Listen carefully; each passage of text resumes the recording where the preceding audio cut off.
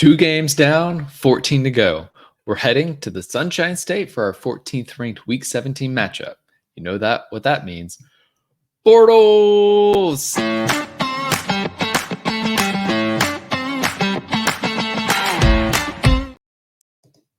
Welcome to Summer School, Club Fantasy's best ball podcast, streaming exclusively on YouTube. I am your host, Austin and Amandolia. Here with me, as always, is my co-host, Matt Record. And this is another one of our CRAM sessions focusing on all of the Week 17 matchups. This week, talking about our 14th ranked game. Remember, like and subscribe to this episode so you get coverage of every single one of these Week 17 matchups so you know how to optimize your best ball lineups. As I mentioned, we're discussing our 14th ranked game out of the 16 Week 17 games, and it is the Tennessee Titans versus the Jacksonville Jaguars. What a matchup. What a time to be alive. Our stats and betting lines for this matchup. So the over-under, believe it or not, is 46.0. It is the fifth highest over-under currently in Week 17. Jacksonville is favored by 4 points. The combined weeks 15 and 16 totals for these two teams is 183. That ranks seventh out of all 16 matchups. So they have a favorable playoff schedule. They have a favorable week 17 betting line. Interestingly, the ADP of the first player to be taken off the board is round 4. This is another one of the 3 matchups with no players being drafted in the first 3 rounds. We have done 3 of these episodes now. All 3 of them are teams where no players being drafted in the first 3 rounds. That is why these matchups rank at the bottom. We're going to throw that one out there. This is another outdoor matchup, but hopefully this is a sunny one because it is, like I mentioned, in Jacksonville. It will be late enough in the year that there won't be any risk of hurricane, hopefully, unless climate change continues to ruin our lives. But hopefully it's sunny. And last stat on this, we ranked this matchup at 4.4 out of 10, so just squeaked out ahead of the Pittsburgh-Kansas City matchup. So, Matt, how does this matchup go well? How does this matchup hit its ceiling? Yeah, so obviously hitting our ceiling is hitting the over, which means typically successful passing offenses. So Trevor Lawrence takes a step up this year that we've been waiting for forever. Maybe the addition of Gabe Davis finally does it for him. And they're moving the ball really well. So Travis Etienne gets to eat. Jaguars just do really well there. And then I think the biggest question mark, which not to talk about stuff later, but what does Will Levis do? So for this to go really well, Will Levis can run a capable offense there in Tennessee with the running back room works, which we'll talk about that a little bit later. And then, it's just a little bit of a shootout. Yeah, I feel like when I asked you how this matchup can go well, you almost started bursting out laughing because you couldn't believe it, Matt. It's almost like you think this is going to be a bad matchup or something. Something like that. I mean, I agree with the passing offense breakdown aspect of this. I think first off, Trevor Lawrence has to get back to 2022 Trevor Lawrence, not 2023 Trevor Lawrence or 2021, whatever the heck the Jacksonville Jaguars were that year. So you need that offense to take a step forward. And I think it will come down a lot to what Will Levis is like. Are they trying to let it fly and learn and take chances?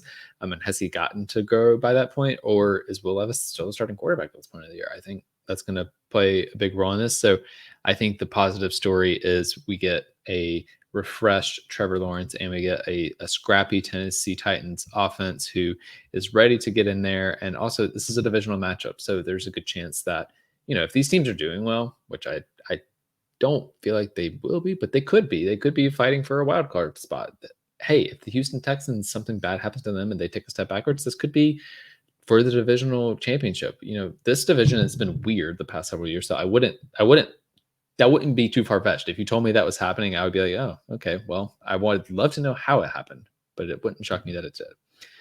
So that's the good case scenario. What's the worst case scenario? How does this matchup go poorly? Yeah, the Jaguars have a really good defense. They're kind of building around that, so they can just bottle up the Tennessee offense. Very, very possibly. They're very good up front too. So I think the strength of the Tennessee Titans they're going to try to rely on the run game quite a bit.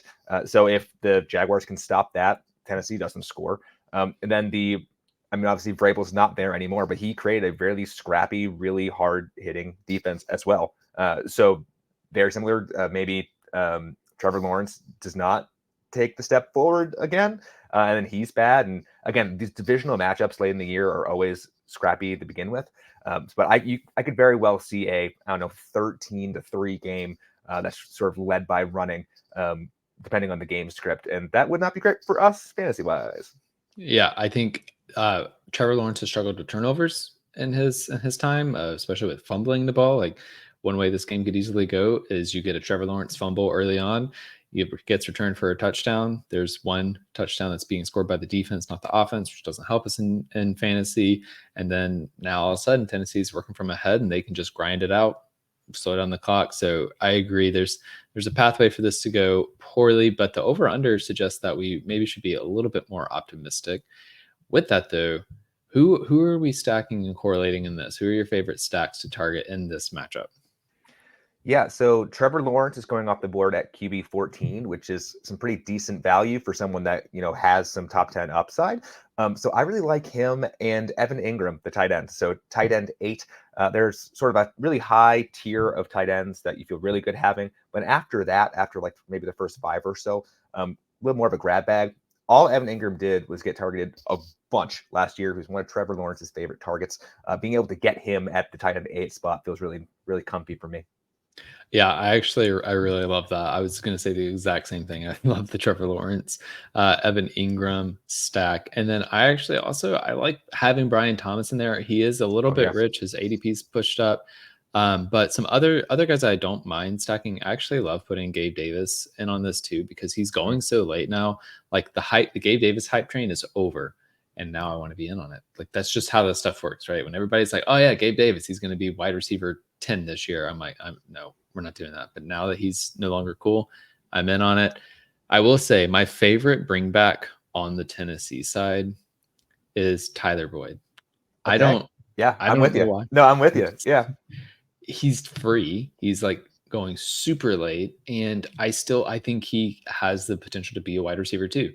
And even if he doesn't, he's shown that he can be a solid fantasy asset as a wide receiver 3 behind DeAndre Hopkins and Calvin Ridley. I see no reason why he couldn't be successful. So I love getting him in late rounds whenever I am targeting these teams. So with that in mind, who do you think is the best value at ADP in this matchup? Best value at ADP. Yeah, I'm going to go with another tight end, but the Tennessee Titans. Chig Okonkwo. Kind of post-hype sleeper here. He's going off the board at tight end 23, so essentially free for the most part. Will Levis has to throw to someone. I like the safety net. Chig has never been that bad, but you potentially getting him for free. You just at that ADP, you just need him to fill in a couple of weeks. I think people are forgetting what he can be. Yeah, I agree. I like taking some Chig late in drafts. I'm going to stick on the Tennessee side for this. I think Will Levis is a really great value. Like for all intents and purposes, he's the starter. And I think Tennessee wants him to be the starter. They want him to pan out. They've been trying to build some things around him to give him a good support system. He's basically free. So for anytime you're taking 3 quarterbacks, especially, like he's a great 3rd quarterback option to take. Hell, if you took 1 quarterback and you ended up missing on your 2nd quarterback and you are going to end up with only 2 quarterbacks, I kind of feel comfortable with Will Levis as my 2nd quarterback, especially if I like my 1st quarterback's a Josh Allen type or a Lamar Jackson where I'm relying on them most of the time. So I love the value on Will Levis. And you can get just such a nice late round stack too. Get Levis for free, get Chig for free. It's just a really nice way to round out your roster. I love it. Now, who is the biggest trap in this matchup? Yeah, for me, it's Christian Kirk, who's going as the wide receiver 30. Like, I don't know. I've never been a big Kirk fan. I don't know why. I just haven't. Like, that's a little too rich for my blood. I think I'd much rather, because Calvin Ridley's going 5 picks after Kirk. Like, give me Ridley, give me even Brian Thomas going at the board wide receiver 43. Over Kirk. Yeah, this is why I end up doing more of the Brian Thomas, Evan Ingram stacking with Trevor Lawrence. Is I do think Christian Kirk is a little bit expensive, although I do like him, I think, more than you do. For me, the biggest trap is Tony Pollard. If you have watched our drafting running backs episode, we talked about the fact that he and Tajay Spears are likely to be in a 50-50 running back committee. So I'm going to take the cheaper option every time. And I think that's going to be Tajay Spears. I don't think Tony Pollard's going to be leading that backfield. So to me, he is a trap. Matt, for you, what is the biggest question mark in this matchup? Yeah, what does Will Levis look like? Are they going to let him, be just a game manager? Are they going to let him air it out? Where does that sort of fit? Again, they have really, in theory, two nice running backs. We don't know which one's going to be the one, but they could rely on the run and say, hey, Will, you just have to not mess up, right? But and that totally changes the entire fantasy landscape for that entire team. So we'll see. We'll see what we get. Yeah, and very similarly, my biggest question is on the other side of the ball, also with that quarterback. Like, who is Trevor Lawrence now? He's in year 4. The team didn't pick up his 5th-year option, or did they? No, they paid him recently. They paid him a lot of money. They paid him a lot of money, but who is he? Like, I still think even with that paycheck that he got, I'm nervous about the upside because of what we saw last year and with the mistakes with the fumbling. I love what we saw on him in his second season, so I think that he still has that ceiling, but we got to see it. And I think this could be a great year for his value if you take him in fantasy drafts. But if he doesn't pan out after this year, I don't know what to do anymore. Like, he's as cheap as he's ever going to be, it feels like. So I'm very curious what happens with Trevor Lawrence, but despite that, I think he is of value at this time. Other teams to target. So Tennessee plays the Cincinnati Bengals in week 15, and they play the Indianapolis Colts in week 16. I actually like both of those matchups. So it seems like they could be kind of shootouts between them, especially because of the powerful offenses that we're expecting from Cincinnati and Indianapolis. Jacksonville plays the New York Jets in week 15 and Las Vegas in week 16. So I do like the Tennessee side of this. It's interesting. I like the Jacksonville side more for the matchup itself because of the players, but I like the Tennessee side on the week 15 and 16 matchups because of the game environments they have there. So I might have a little bit of exposure to both, but those are some other teams that you want to try and get exposed to if you are targeting this matchup for week 17. So that's going to be all for this episode. Before you go, reminder to hit subscribe so you can see all of our breakdowns of the week 17 matchups. Our next episode will be looking at the 13th favorite week 17 matchup. Again, for Matt Record, I'm Austin Amandolia. This has been Summer School. And until next time, remember, defense wins championships, offense wins fantasy football, and best of all, makes money. We'll see you next time.